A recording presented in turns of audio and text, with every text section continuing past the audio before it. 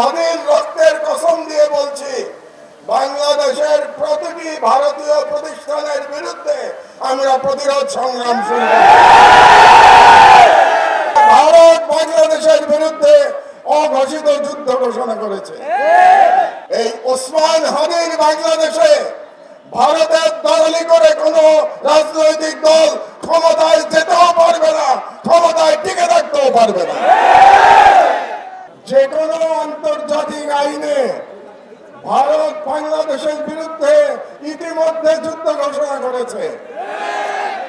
কারণ হচ্ছে আন্তর্জাতিক আইনে বলে, আপনি যখন আপনার দেশের সন্ত্রাসীদের আশ্রয় দিয়ে তাদের মাধ্যমে অন্য কোন দেশের অভ্যন্তরে বিশৃঙ্খলা এবং সন্ত্রাসী কর্মকাণ্ড করবেন, তার অর্থ হচ্ছে আপনি সেই দেশের বিরুদ্ধে যুদ্ধ ঘোষণা করেছেন।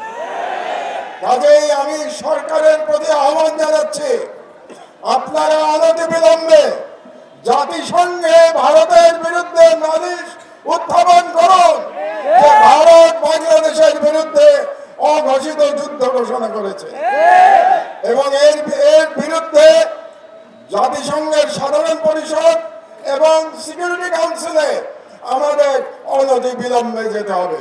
রাজনৈতিক দলগুলোর উদ্দেশ্যে আমি বলতে চাই, অনেক রাজনৈতিক নেতা বলে থাকেন যে ভারতের সাথে বন্ধুত্ব করা ছাড়া নাকি ক্ষমতায় যাওয়া যায় না, কিংবা ক্ষমতায় গেলেও টিকে থাকা যায় না।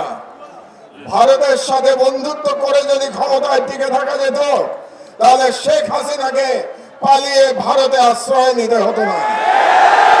কাজে আমি ওই সমস্ত রাজনীতিবিদদের বলে দিতে চাই, এই ওসমান হাদির বাংলাদেশে ভারতের দলালি করে কোনো রাজনৈতিক দল ক্ষমতায় যেতেও পারবে না, ক্ষমতায় টিকে থাকতেও পারবে না।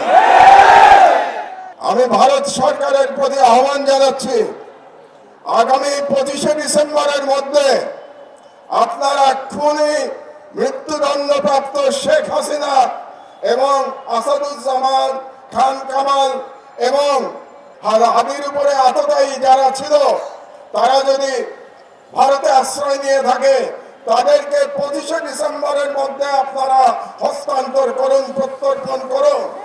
না হলে আমি হাদির রক্তের কসম দিয়ে বলছি, বাংলাদেশের প্রতিটি ভারতীয় প্রতিষ্ঠানের বিরুদ্ধে আমরা প্রতিরোধ সংগ্রাম শুরু করব। আমি সরকারের প্রতি আহ্বান জানাচ্ছি, 25 তারিখের মধ্যে যদি এই খুনিদের পাঠিয়ে দেওয়া না হয় বাংলাদেশে, তাহলে বাংলাদেশে কর্মরত প্রতিটি ভারতীয়ের ওয়ার্ক পারমিট বাতিল করতে হবে। আর আমি জনগণের উদ্দেশ্যে বলতে চাই, এই অথর্ব স্বরাষ্ট্র মন্ত্রণালয় দিয়ে আমাদের নিরাপত্তা পাওয়া যাবে না। কাজেই তাদের আশা আমাদের ছেড়ে দিতে হবে। কাজেই জনগণের প্রতি আমি আহ্বান জানাচ্ছি, প্রতিটি ওয়ার্ডে আপনারা আইন শৃঙ্খলা কমিটি গঠন করুন। সমস্ত রাজনৈতিক দল মিলে একসাথে কমিটি গঠন করুন। তাদের দায়িত্ব হবে ফ্যাসিবাদী এবং ফ্যাসিবাদী দোষরদের চিহ্নিত করে তাদেরকে আইনের হাতে সোপর্দ করা। এই দায়িত্ব জনগণকেই নিতে হবে। এই কটি কথাই আমি আজকে বলতে চাই। সন্ধ্যা হয়ে গেছে, আমাদের হাদি হয়তো এতক্ষণে সিঙ্গাপুরে পৌঁছে গেছে। আমি মহান আল্লাহ তাআলার কাছে করজোরে মিনতি জানাচ্ছি, ফরিয়াদ করছি, আমাদের হাদিকে আল্লাহ আমাদের মাঝে আপনার ফিরিয়ে দিন।